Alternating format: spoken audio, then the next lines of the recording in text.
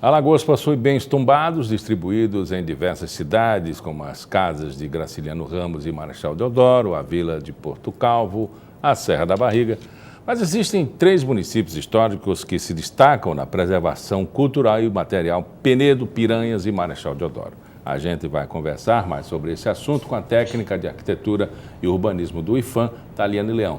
Taliana, a gente conversando com a Adiciane, ela disse para nós que há um interesse, de patrimônio histórico, de preservar os prédios, até para preservar a história. E a última pergunta foi sobre o mercado. O mercado, esse prédio que está num processo de leilão. Né? E eu perguntava, se eu de posse de uma casa que está instituída como área de preservação, posso negociar assim à vontade? Posso leiloar? Sim, de acordo com a legislação do IPHAN, né, que é o órgão federal que protege o patrimônio histórico nacional, não há nenhum impedimento para venda, aluguel ou permuta dos imóveis.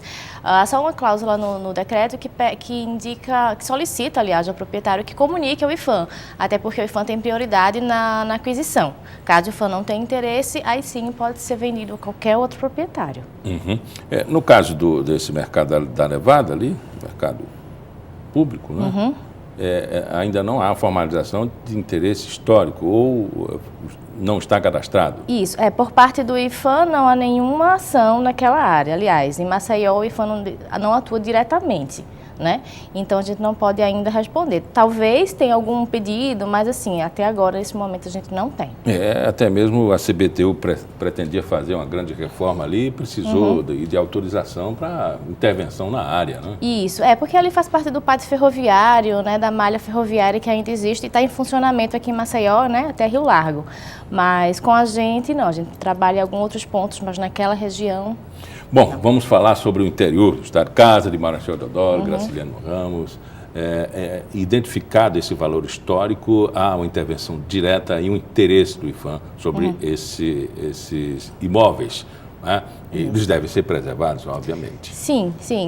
A partir do tombamento federal, né, desses imóveis, como também dos sítios urbanos, né, que são as cidades, há uma maior visibilidade desses bens para o país, né?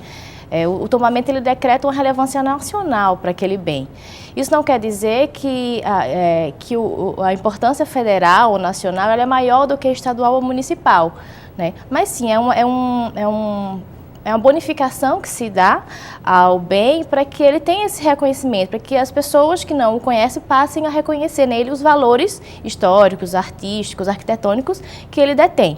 E aí que as futuras gerações possam conhecer esse bem e também atribuir esses valores, né? Dando continuidade aí na conservação dos bens. O senso comum estabelece para o IPHAN uma credibilidade de que, com a intervenção do IPHAN, com o interesse do IPHAN sobre aquele prédio, a coisa começa a andar. Eu acho que poucos telespectadores reconhecem que existe uma entidade, um organismo, dentro do município, que é a Adiciane, que acabou de dar entrevista, como diretora de preservação do patrimônio histórico e cultural do município. Eu nunca tinha ouvido falar. Não sei se o telespectador já tinha ouvido falar. Mas a credibilidade do IPHAN, ela extrapola. Todo mundo conhece, de criança ao mais velho. Agora, essa importância, claro, foi ganha com muito trabalho, mas também com dinheiro. O IPHAN, quando chega, ele tem um recurso, coisa que o município não tem.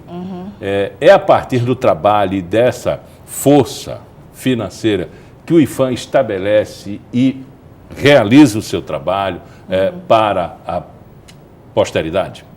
Bom, o tombamento, assim, as pessoas acham que o tombamento ele vai resolver todos os problemas do bem. E não é isso, né? O tombamento não é garantia de recurso chegar, mas sim traz obrigações tanto para o IPHAN, né, que fez a ação do tombamento, como para o proprietário, porque a obrigação pela Constituição Federal sempre vai ser do proprietário preservar e proteger o seu bem, porque o tombamento ele não tira a propriedade, certo? Mas o IPHAN é um órgão, né, que tem quase 80 anos, né, é um órgão vinculado ao Ministério da Cultura, então, algumas vezes, sim, a gente consegue alguns recursos, mas isso também não é a garantia sempre. Existem imóveis que são tombados que passam, sim, por dificuldades de preservação, né, existem Vários. Mas o que a gente procura fazer é dar prioridade. Se nós temos responsabilidades sobre o tombamento, então nós também temos obrigações de procurar meios para financiar a conservação e preservação daquele imóvel. Mas não é uma obrigação do IPHAN, e sim participar entre proprietário e instituição.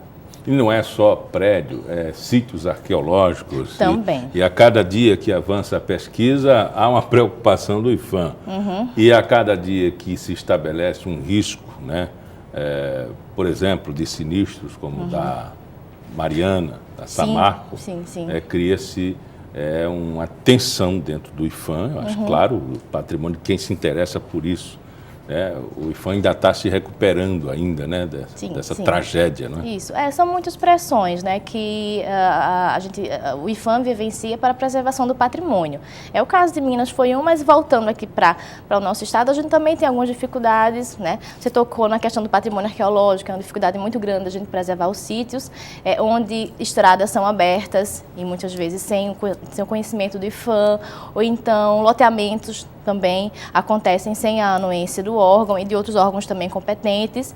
O mercado imobiliário também é um fator complicador para as nossas ações, né? No momento em que requer grandes espaços, até a destruição de casario para fazer estacionamento ou para verticalização de imóveis, né? Coisas que, enfim, são às vezes incompatíveis com centros históricos ou até os edifícios históricos. Intervenções como, por exemplo, festas populares, o carnaval, as pessoas que não colocam os seus banheiros químicos e as pessoas urinando em prédios históricos, já foi mostrado que é corrosivo, né? Preocupa o IPHAN também? Não, com certeza. Aqui em Alagoas, infelizmente, a gente não tem um carnaval de grandes proporções, mas o nosso vizinho Pernambuco, né, com o Centro Histórico de Olinda, né, que é Patrimônio da Humanidade, inclusive, eles sofrem bastante, assim, previamente, né, antes do carnaval, para fazer acordos, né, com os proprietários, com os empreendedores, para que o patrimônio seja preservado, principalmente nessas questões. O município, às vezes, toma conta e pretende, junto com o IPHAN, que tenha áreas de reconhecimento. De que maneira a prefeitura ou a população pode chegar ao órgão e pedir um levantamento histórico e a importância daquele lugar? Bom, qualquer pessoa, sendo entidade pública ou não, pode solicitar o tombamento ou o registro também, porque são duas ações diferentes dentro do órgão. Explique, né? as duas. Pronto, o tombamento ele é específico do patrimônio material, que são as edificações ou sítios urbanos. O patrimônio arqueológico também está incluído, e como os bens, a gente chama bens móveis e integrados, né? Bens móveis e integrados relacionados à arquitetura. Esse é o tombamento. O registro, que é uma outra ação, é específica do patrimônio imaterial. O que significa isso? São os saberes, os fazeres, as danças, as línguas, é tudo aquilo que faz a cultura realmente permanecer viva.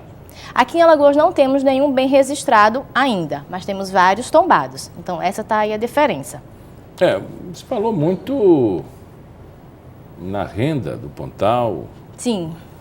No jeito de fazer o camarão do Bar das Ostras. Nada disso está registrado? Eles são registrados a nível estadual, pelo Conselho Estadual de Cultura. Aqui no IPHAN a gente só tem um pedido de registro, que é o Binco Singeleza, que era confeccionado em Marechal Deodoro e também foi encontrado em Água Branca. Mas ainda não foi finalizado o estudo. Demorado o processo? Bom, sim. Tanto do tombamento quanto do registro. O tombamento, aliás, ambos precisam de uma pesquisa muito aprofundada, pesquisa histórica, no caso do patrimônio material, uma pesquisa arquitetônica ou arqueológica, morfológica.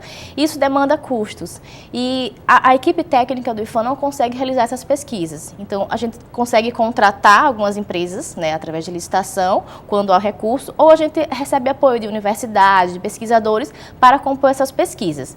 Por isso que, às vezes, quem solicita o tombamento tem uma dificuldade de compreender, porque não somos nós que fazemos as pesquisas. Nós precisamos receber as pesquisas, analisá-las e submetê-las ao Conselho Consultivo do IPHAN, que não fica aqui, e sim em Brasília. E são eles que analisam os pedidos de tombamento ou registro. E a reunião é periódica? Bom, acontece geralmente 4 vezes ao ano. E de 3 a 4, 5 bens no máximo são analisados por reunião. Então, é uma demanda sempre esperando para ser analisada. Bom, o processo é demorado, mas um dia chega, né? Sim. A religião, se tratando de demora de processo, reconheceu e tornou